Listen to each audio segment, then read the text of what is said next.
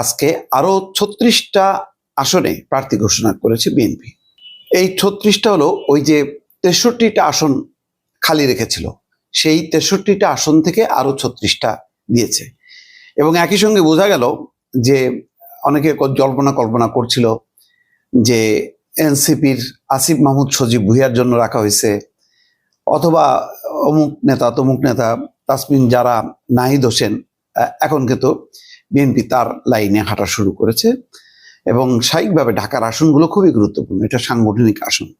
তো সেই আসনে তারা তাদের পরীক্ষিত নেতা কর্মীদেরকেই মনোনয়ন দেওয়া শুরু করেছে।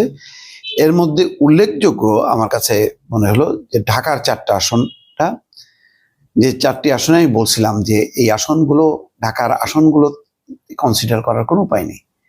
এইগুলি হলো তাদের হচ্ছে একটা বাহিনী, কর্মীদেরকে সংগঠিত করতে পারে এরকম হুট করে একজন বিশেষজ্ঞ, একজন ডাক্তার, উকিল, মোক্তার এগুলিকে দিলে হবে না। একদম রাজনীতি করা যারা নেতা কর্মী তাদেরকেই দিতে হবে। সেই হিসাবেই সম্ভবত দিয়েছে। যেমন ঢাকা 7 আসনে হামিদুর রহমান, ঢাকা 9 আসনে হারুনুর রশিদ, ঢাকা 10 আসনে শেখ রবিউল আলম। ঢাকা 10টা খুবই গুরুত্বপূর্ণ, ধানমন্ডিতে, যেখানে সর্বশেষ ছিলেন ফেরদৌস, নায়ক ফেরদৌস। তো এটা কোনো ভালো নমিনেশন ছিল না আওয়ামী লীগের। তো শেখ রবিউল আলম। এখানে আরেকজন ক্যান্ডিডেট ছিল ব্যারিস্টার অসীম, তিনি বাদ পড়লেন।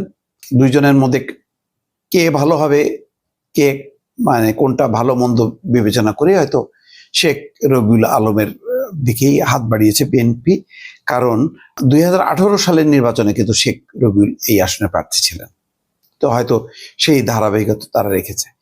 এস এম জাহাঙ্গীর হোসেন, তার ব্যাপারে আমি বলেছিলাম যে এস এম জাহাঙ্গীর হোসেনও কিন্তু প্রচুর মামলা মোকদ্দমার আসামি এবং বাড়িতে থাকতে পারেনি। দফায় দফায় তার বাড়িতে পুলিশ হানা দিয়েছে। দীর্ঘদিনের পরীক্ষিত কর্মী। তার এখানেও আরো 3-4 জন প্রার্থী ছিলেন, কিন্তু শেষ পর্যন্ত দল তাকেই বেছে নিয়েছে এবং তার ব্যাপারে একটা বিশেষ প্রতিবেদনও করেছিলাম যে বরং সেখানে মুগ্ধর ভাই যে স্নিগ্ধ আসলে কুলাইতে পারবে না। স্নিগ্ধকে অন্য কাজে বিএনপি ব্যবহার করতে পারবে, কিন্তু রাজনৈতিক কাজে রাজনৈতিক কর্মীকেই দিতে হবে, নেতাকেই দিতে হবে। সেই হিসাবেই এস এম জাহাঙ্গীর হোসেনের নামটা ঘোষণা করা হয়েছে। ঢাকার অন্যান্য আসন তো আছেই, তবে তুলিকে কিন্তু রেখেছে। তুলি এখনো বাতিল করেনি বা প্রত্যাহার করেনি বা বিকল্প করেনি।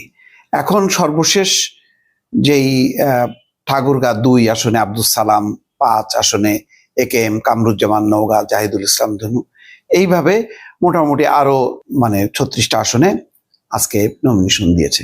তো বোঝা গেল যে এইসব নমিনেশন দেওয়ার মধ্য দিয়ে বিএনপি কিন্তু নির্বাচনী এই জায়গাটা আরো শক্তভাবে ধরল। এবং বেগম খালেদা জিয়া যেহেতু আজ মধ্যরাতে বা সকালবেলায় চলে যাবেন তিনি যাওয়ার সাথে সাথে ঢাকা বা বাংলাদেশের যে নির্বাচনী কাজগুলো আরো হয়তো সংগঠিত হবে, ত্বরান্বিত হবে।